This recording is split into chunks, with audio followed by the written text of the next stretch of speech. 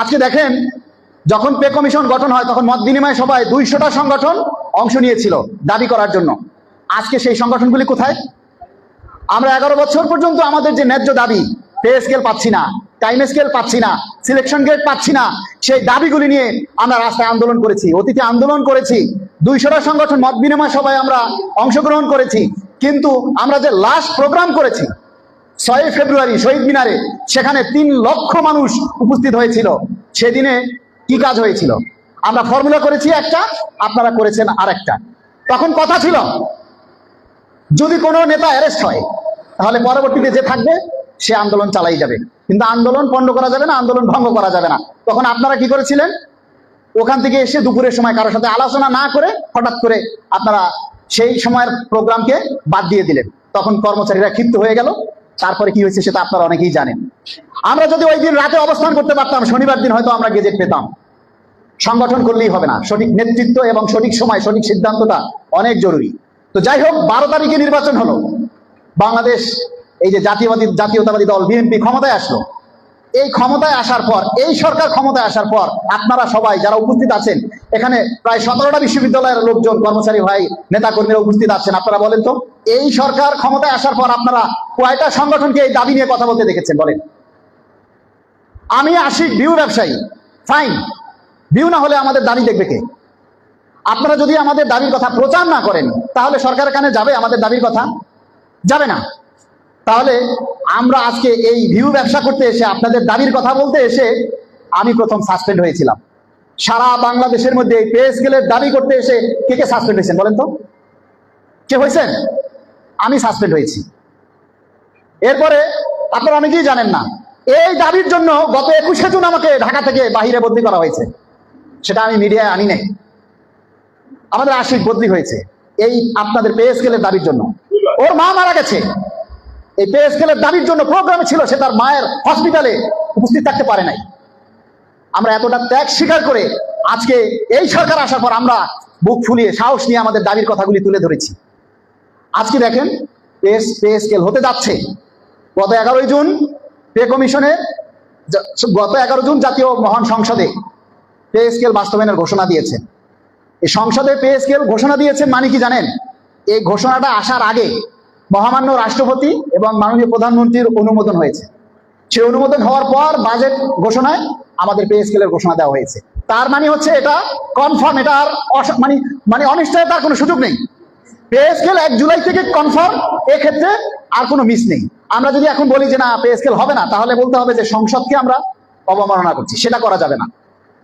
এখন এই যে আমরা সারা বাংলাদেশের মানুষ আজকে হতাশাগ্রস্ত, কবে গেজেট হবে, কবে প্রজ্ঞাপন হবে, এই নিয়ে আমরা একটা দুশ্চিন্তায় আছি। এই যে আজকে আমাদের যে জাতীয় শ্রমিক দলের প্রচার প্রকাশনা সম্পাদক মঞ্জুর ভাই বলে গেছেন যে আগামী মাসে গেজেট হবে। 30শে জুন কেবল বাজেট অধিবেশন শেষ হলো। তো বাজেট অধিবেশন শেষ হওয়ার পর আমরা বিভিন্ন সূত্রে জানতে পারলাম আগামী সপ্তাহে সচিব পর্যায়ের যে কমিটি হবে তারা একটা চূড়ান্ত ফয়সলা সরকারের কাছে জমা দিবে। তারপরে হয়তো এ মাসের শেষে, না হলে আগামী মাসে আমাদের পে স্কেলের গেজেট হবে ইনশাআল্লাহ। তবে গেজেট যখনই হোক আমরা 1 জুলাই থেকে আমরা পে স্কেল পাবো এবং বকেয়া সহ পাবো। তার মানে হচ্ছে আপনারা এখন সবাই নতুন বেতনে চাকরি করতেছেন, এটা কনফার্ম, এ বিষয়ে কোনো সন্দেহ নেই। এখন কথা হচ্ছে এই গেজেট যে প্রকাশ হবে, গেজেট জারি হওয়ার পর যদি আপনি দেখেন আপনার আশা আকাঙ্ক্ষার প্রতিফলন ঘটে নাই, তখন কি করবেন? তখন দেখবেন যে 60% দিল আপনাকে, বা তখন দেখবেন আপনাকে 20,000 টাকা কাটছাট করে আরো কমাই দিল, তখন কি করবেন? তাহলে আমাদের এই শেষ সময় উচিত না আমাদের দাবিটাকে আরো বেশি জোরালো করা উচিত না? শেষ ভালো যার সব ভালো তার। আমাদের মধ্যে এই যে মোর্শেদ ভাই বলছেন যে অনেকগুলা এখন গ্রুপ, আরে ভাই গ্রুপ কেন থাকবে? দাবি তো আমাদের একটা। অন্য যে গ্রুপটা আছে তারা আমাদেরকে নেতাই ভাবে না, তারা আমাদেরকে ভাবে ইউটিউবার। আমরা ভিউ ব্যবসায়ী। আপনি নিজে ভিউ ব্যবসা করে আপনি যখন আমাকে ভিউ ব্যবসায়ী বলেন তখন আপনাকে বলার মতো আর কিছু নাই। তো আমরা যদি একটা দাবিতে সবাই একত্রিত হতে না পারি তাহলে কিভাবে দাবি আদায় হবে? সরকার তো জানে আমাদের মুরত কতটুকু, সরকার তো জানে যে আমাদের দৌড় কতটুকু। কথা আছে না, মোল্লার দৌড় মসজিদ পর্যন্ত, আমাদের দৌড় কতটুকু? আজকে আমরা একটা প্রোগ্রাম দিলে কয়জন আসেন বলেন? কয়জন আসেন? আমরা এই সরকার আসার পরে চট্টগ্রামে সমাবেশ করেছি, খুলনাতে সমাবেশ করেছি, পটুয়াখালীতে সমাবেশ করেছি, মানিকগঞ্জে সমাবেশ করেছি, কিশোরগঞ্জে সমাবেশ করেছি, তারপর সর্বশেষ ঢাকায় জাতীয় প্রেস ক্লাবে আমরা সমাবেশ করেছি এবং কালো পতাকা মুখে দিয়ে কালো কাপড় বেঁধে মৌন মিছিল করেছি। তারপরে মাননীয় প্রধানমন্ত্রী নীতিগত সিদ্ধান্ত দিয়েছেন পে স্কেল বাস্তবায়নের।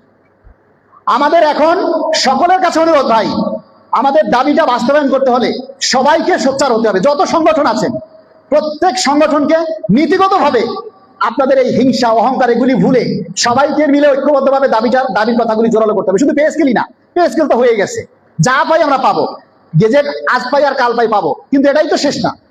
আমাদের এই সংগঠন করতে গেলে এমন ভাবে কাজ করতে হবে যে আজকে আমার কোনো ভাই যদি বদলি হয় বিনা অপরাধে, তার সেই প্রশাসনিক ভাবে তাকে যেন সহযোগিতা করা হয়। কোনো ভাই যদি আজকে অসুবিধায় পড়ে তার পাশে দাঁড়ানো হয়।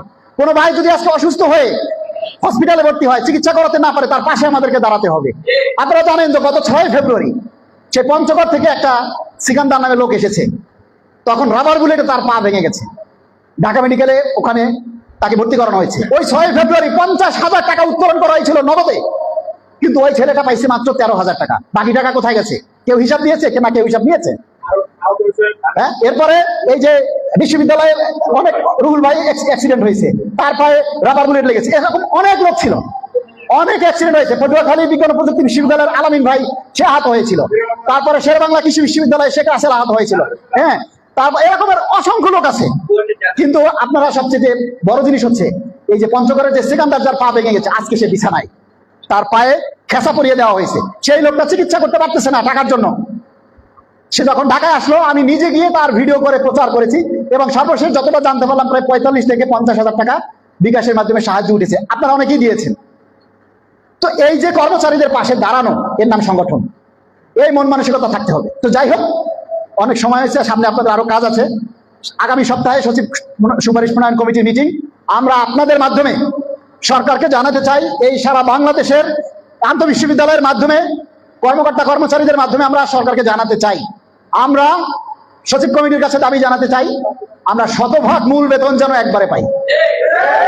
আমাদের 2015 সালের যে 3টা টাইম স্কেল কেড়ে নেওয়া হয়েছে, আমরা সেই 3টা টাইম স্কেল আমরা ফেরত চাই। উচ্চতার গ্রেড আমাদের দরকার নাই, আমাদের 3টা টাইম স্কেল আমরা ফেরত চাই। যারা ব্লক পদে চাকরি করে তারা যদি 10 বছর একই পদে চাকরি করে, প্রতি 10 বছর পর পর যেন তাদেরকে উচ্চতার গ্রেড দেওয়া হয়। আমরা 25 বছরে এখন ফুল পেনশন, এটা আমরা চাই না, আমরা চাই 20 বছরে। 20 বছরে যাতে ফুল পেনশন দেওয়া হয়, 20 বছরে যাতে আমরা স্বেচ্ছায় ফুল পেনশন নিয়ে অবসরে যেতে পারি, তাহলে অনেক কর্মসংস্থানের সুযোগ হবে, অনেক বেকার মানুষের চাকরি হবে। আমরা 100% পেনশন চাই। আমাদের পেনশন গ্র্যাচুইটি 230 টাকার পরিবর্তে আমরা 500 টাকা দাবি করেছি, সেটা যেন কমপক্ষে 400 টাকায় ফাইনাল করা হয়। এবং আরেকটা জিনিস হচ্ছে, অবসরে যারা যায় অনেকেই একেবারে পেনশন বিক্রি করে দেয়। যারা পেনশন সমর্পণ করেছেন অনেকেই এখন মানবতার জীবনযাপন করছেন, তারা 15 বছরে সেই পেনশনটা ফেরত পায়। অসংখ্য অবসরপ্রাপ্ত কর্মচারীরা আমার কাছে ফোন করে, ভাই একটাই দাবি, তারা 10 বছরে যেন সেটা ফেরত পায়। আমরা সেই 15 বছরকে কমিয়ে 10 বছরে যাতে সেই সমর্পণ করা পেনশন ফেরত পায়, সেই দাবি জানাচ্ছি। আমরা সচিব প্রণয়ন কমিটির কাছে এই দাবিগুলি উত্থাপন করতেছি। আপনারা চূড়ান্ত সুপারিশ জমা দেওয়ার আগে এই বিষয়গুলি ভেবে নেবেন। এবং আমরা বর্তমান সময়ে শিক্ষা, চিকিৎসা, যাতায়াত, টিফিন, যেটা আধুনিক এই যুগের সাথে তাল মিলিয়ে চলতে গেলে যতটুকু লাগে সেটাই আপনারা আমাদেরকে নির্ধারণ করে দিবেন। আপনারা ব্যাংকে দিবেন দিনে 400 টাকা আর আমাদেরকে দিবেন 6 টাকা, এই জিনিসটা হবে না। কেউ খাবে কেউ খাবে না, তা হবে না, তা হবে না, এই জিনিস আর চলতে দেওয়া হবে না।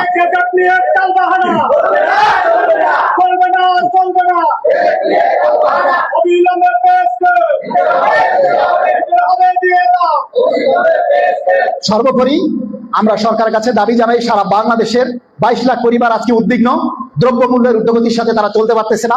আমরা চাই দ্রুত প্রজ্ঞাপন, যত দ্রুত প্রজ্ঞাপন হবে কর্মচারীর মধ্যে স্বস্তি ফিরে আসবে এবং কর্মচারীদের মধ্যে কর্মচাঞ্চলতা ফিরে আসবে, কর্মদীপ্ততা ফিরে আসবে, তারা সবাই আবার আগের মতো সরব হয়ে উঠবে। কারণ কর্মচারীদের মধ্যে থেকে যখন অভাব দূর হয়ে যাবে তখন খারাপ স্বভাবগুলো তাদের আর থাকবে না, সবাই ভালো হয়ে যাবে। আমরা চাই দুর্নীতিমুক্ত বাংলাদেশ, এই স্বনির্ভর একটা বাংলাদেশ গড়তে চাই। সেজন্য আমরা সরকারের সাথে তাল মিলিয়ে, এই সরকারের সাথে কাঁধে কাঁধ মিলিয়ে আমরা রাষ্ট্রকে, বাংলাদেশকে একটি স্বনির্ভর দুর্নীতিমুক্ত বাংলাদেশ গড়তে চাই। আমরা সবাই অঙ্গীকারবদ্ধ।